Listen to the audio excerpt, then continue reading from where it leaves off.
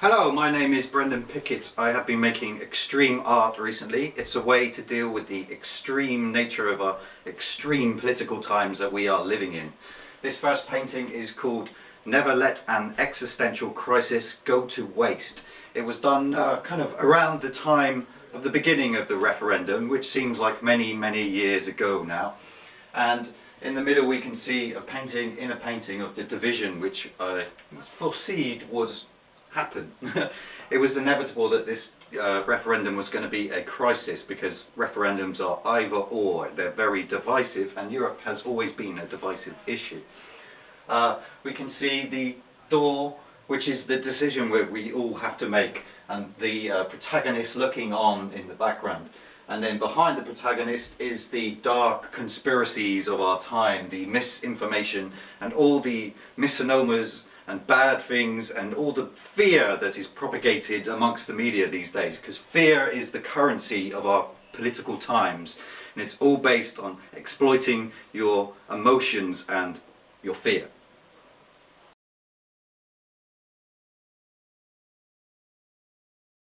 This next painting is called Fear of Being Called Racist, which I think is one of the primary issues which has been kind of ignored by everyone, as in immigration, and people's legitimate concerns with them have been dismissed as racist.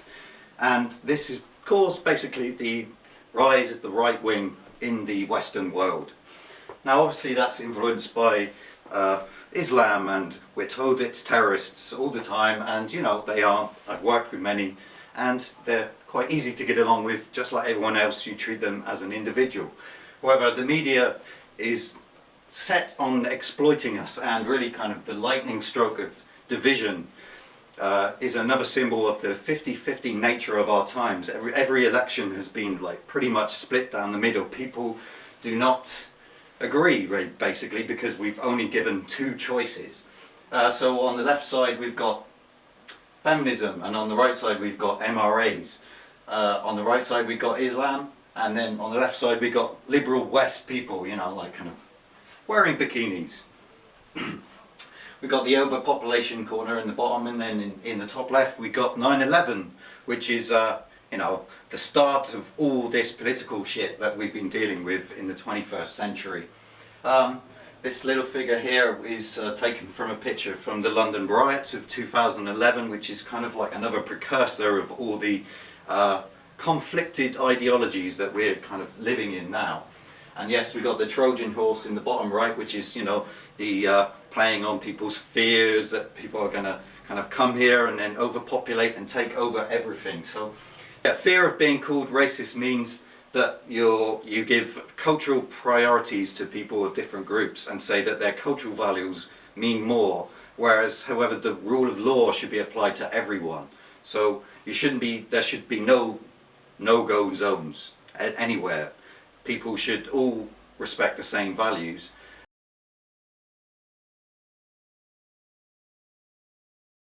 This next painting is called Working Class Man Walks Home. It's not really as obviously extreme as the other paintings, but it's kind of how I feel often walking home, though it's not really a self-portrait. It's more a symbolic portrait of, you know, the wiping the sweat off your brow, the pressure of this referendum, really, because we've had to educate ourselves so much about how the EU actually functions, which we didn't really know so much before. There's the weight of the world behind, always kind of being trapped in this homogeneous kind of London, which is a global node city, and it makes yourself very displaced. So the body is displaced. It's made up of different spheres. The colour on the red knee is really the kind of the pain and the weight of the world.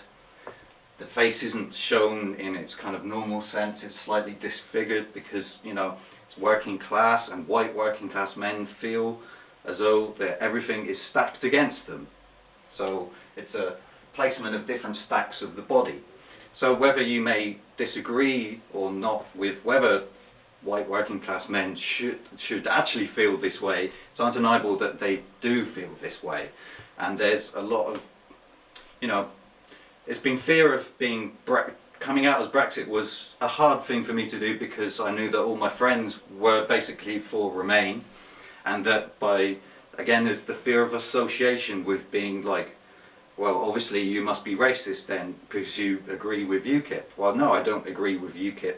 I just think immigration should be controlled in a manageable way, which doesn't mean vast increases, which makes everyone displaced and feel lonely and wiping the sweat off their brow and not really knowing what to do because it's such a hard decision.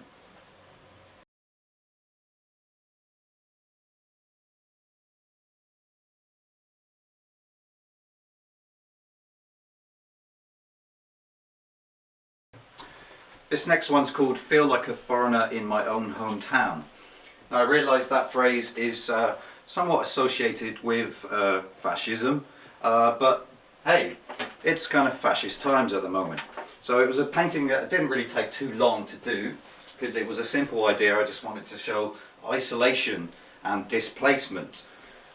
So like not necessarily every black stroke on this would necessarily represent a black person. It would more represent someone that you cannot communicate with.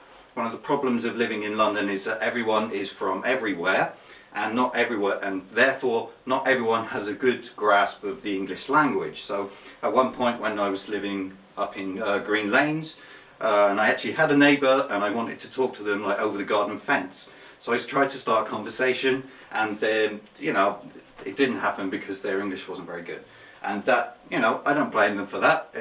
It's hard to learn a different language. But, you know, at the same time, in the EU now we have mass immigration everywhere from anyone, you know, and that creates more displacement and more frustration and more resentment. And over the years, people's concerns about immigrations, which are legitimate, doesn't make them racist, have been ignored and not listened to. Like Gordon Brown in the 2008 election, I think it was, and his bigoted woman comment. You know, that shows really how the establishment think of the people of this country, of everywhere. Not just the European Union, everywhere. The establishment hates little people, and they think of us as little people. And so, yes, this is exactly why we see the rise of the right wing across Europe, because people are just have to go to extreme far right papers to get like actual facts about things, because like the recent killing of Joe Cox, a bloody fucking tragedy, but then was immediately manipulated by The Guardian, and they were the first ones to say that the guy shouted Britain first, and he fucking didn't. You know, that is a fucking lie. And so it's this kind of thing which is destroying our democracy.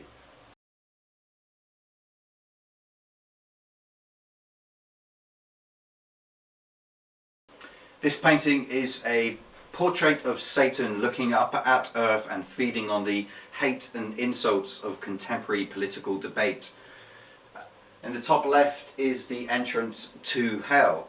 The golden stream is the path full of good intentions, which is the European bureaucratic way. It's filled full of good intentions, but it doesn't lead to actually good results. As the old saying is, path to hell filled with full of good intentions in it, boy.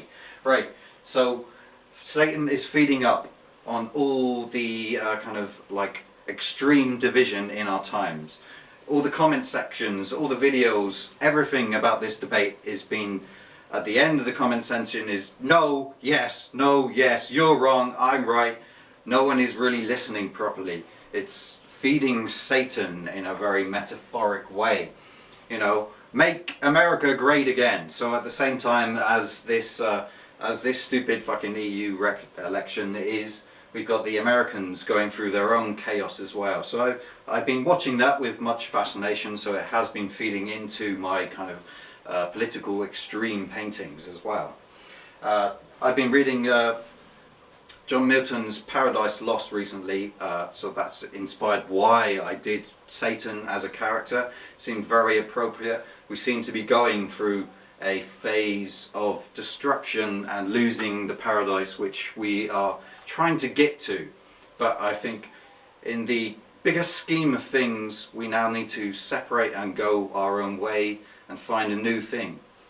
Britain was responsible for imperial plunder and industrialization. So really it's our responsibility to break away and find a new way of managing the resources on this planet, you know, find a new way of producing things which is environmentally friendly and not satanic.